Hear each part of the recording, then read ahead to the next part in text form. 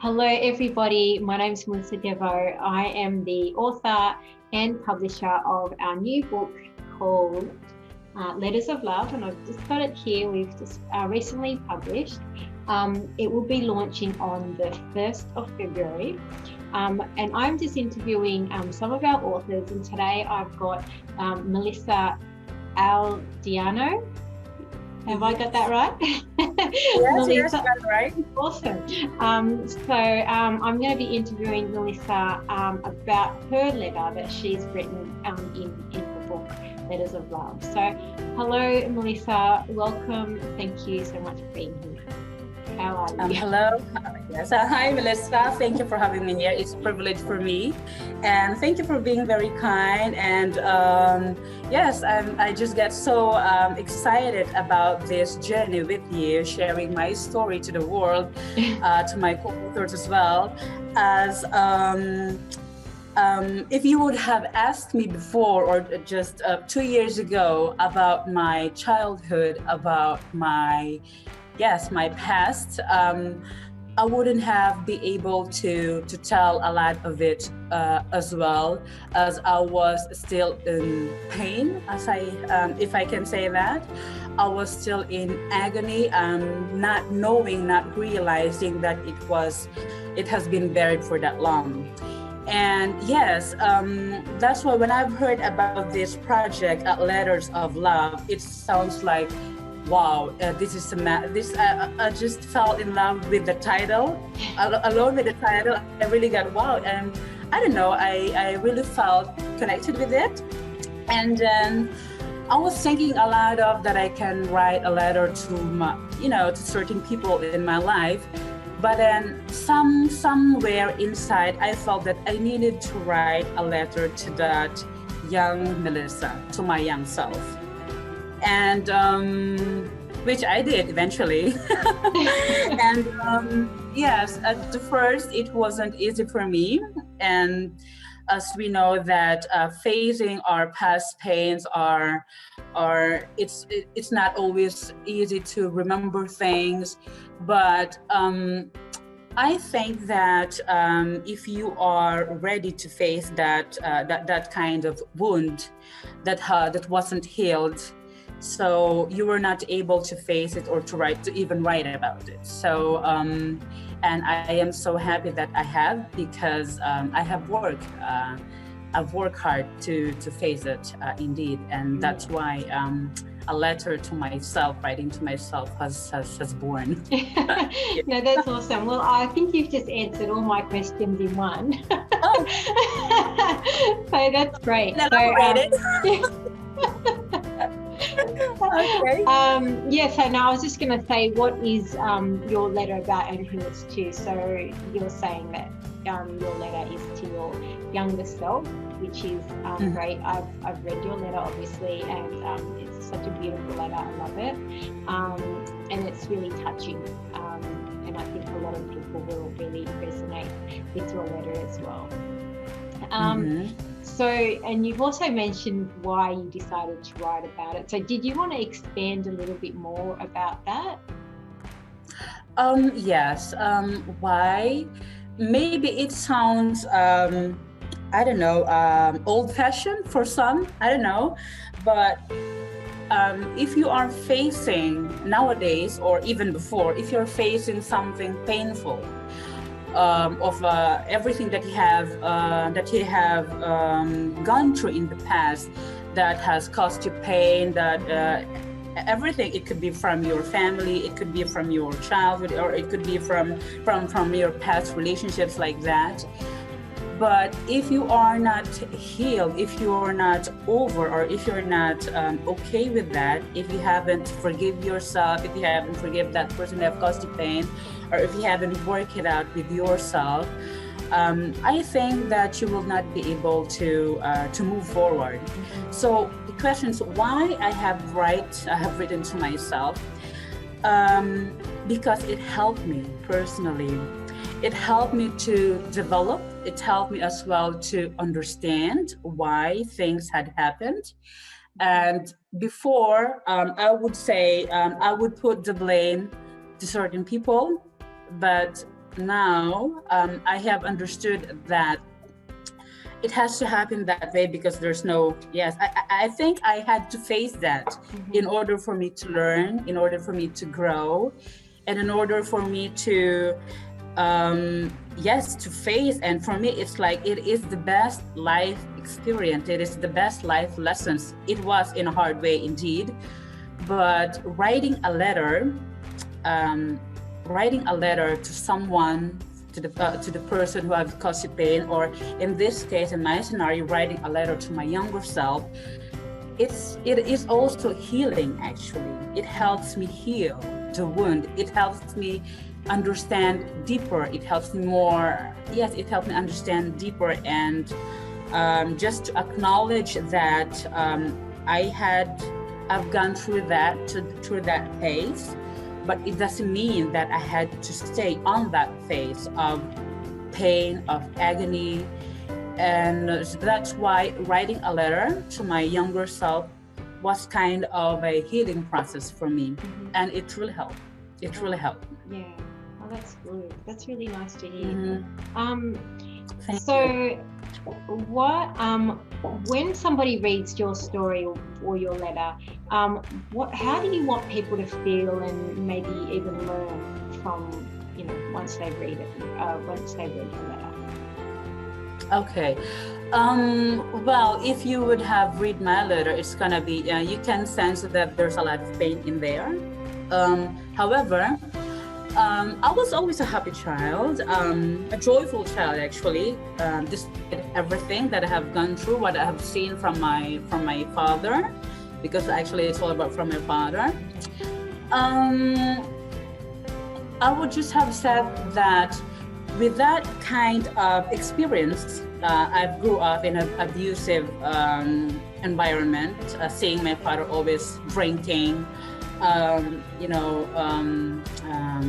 It's for a child, actually it creates an environment for you to have this how to say, a lunatic something. Yes, it's not a healthy environment for a child. Yes. Seeing your father very abusive in all possible way you can imagine. Yeah. So having that kind of experience, I just wanted to say to the people, to the readers, to the viewers, that that past does not define your how do you say? Oh my God, your future. Yeah, your future. So I would say learn from it, acknowledge it, because you cannot ignore that. You have to acknowledge it, you have to face it, and learn from it. I have learned it hard way, and it made me strong, but also hard. But then again, I've learned again how to deal with it, and it was my lesson. And I'm still working on it every single day, because it made me hard from the inside. But then again, I always choose love and peace above all, and eventually I get over it. Oh, that's really nice. Thank you. So is there, because you've answered all of my questions anyway, is there anything else that you'd like to add in relation to, I don't know, your life, in relation to the book, whatever pleases you? Oh, yes, right. Of course. What I would love to share as well is that we live in a society where there are a lot of imposed opinions of others, judgments of others, even self-judgments. There's a lot of insecurities around us, especially nowadays. We are bombarded with our social media, that how many followers you have, how many loves and likes you get, and comments that you get from, it's all about, it's very shallow, all of that. What I'm trying to say is that I would, if there's something in your journey, in your path that you're following, focus on yourself. Always choose love above all, always choose peace. It's not easy. Even me, I'm always practicing it every single day. Just focus on yourself and don't get attached, or don't get don't get intimidated by those what we see in our environment. If you have this belief in yourself that you can do anything, what you want to be, who you want to be, eventually you will come to it. I would always say that speak to it, because whatever you speak of comes to life. So yes. Oh, that's great. And also one of my also one of my favorite quote that I have once read is, a great future doesn't require a great past. And it's just embodied me. It's like I'm still working on myself, and I'm still building my business and everything on it, but I know, I do believe that there's a lot of people out there who truly needs my words of wisdom, that I can motivate and inspire them through my story, sharing my story. And actually, that was one thing that I did forget to ask you is what do you actually do to help people in your life? So you said that you've got a business. Like, how do you help people, and how can they contact you if they need help as well? So do you want to just explain what you do? Okay. Well, yeah. Actually, I don't have this coaching program yet, but what I do now is organically. People can contact me through Facebook, mainly on Facebook. It's Melysa Aldiano. It's my name. Or Instagram. I'm not active in Instagram as well, but you can find me on Facebook. What I do mostly is one-on-one coaching, but it's not that I do like the other coaches. I'm still a starter. But as a result of the people of the individuals that I've coached, actually, is that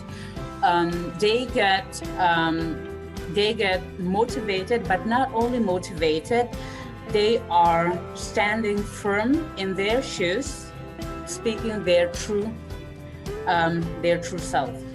And that is actually what I've truly appreciated, because I have been, for example, for number of years now, I have been oppressed or suppressed my thoughts, and I want to help people to speak their truth, to speak their and that is actually my huge to the people I coach. Oh, that's good, and congratulations doing that. Oh, thank you. Well, that concludes my interview with you. I mean, unless you've got anything else that you want to say. No, I'm just very I'm just very thankful, grateful, and also for being so patient with me. And I thought, oh my God, yes, very, very, very thankful for that, and also for this journey that I can do it together with you, and because I have been also working from other spaces, and this is my first time to work from the Australian space. So thank you also from our mutual friend who have introduced me to you. So I just love the idea, and now it's not only an idea, it's a book, Letters of Love. It's like, wow. When I post about it on my social media platform, it's like, what is she doing now again? Is it? So I'm totally excited about it, and thank you. I just want to thank you for that, for this opportunity. You're welcome. Thank you. I'm honored to have you as part of this book as well. So thank you everybody for watching. Letters of Love will be out on the 1st of February. You can actually order your pre-copy now. There are links below where you can actually get them from. The ebook is out on pre-sale as well. If you'd like to grab a copy, just click on the links below, and we'll have links to our Facebook page as well. So thank you again, and we'll see you soon. Bye.